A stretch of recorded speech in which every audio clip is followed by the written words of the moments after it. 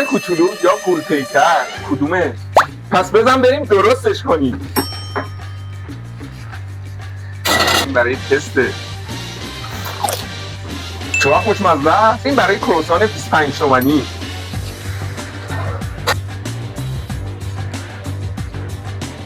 به به شکلات آب شده. بریم برای تستش. خیلی خوشمزه است. بریم برای کروسان 100,000 تومانی. یه ذره سس شکلات. بریم برای کروسان 250 تومانی.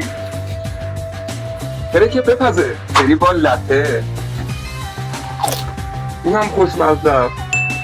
راستی تو که تا اینجا اومدی لایک این ویدیو رو بزن. بریم برای کروسان قولپیکر.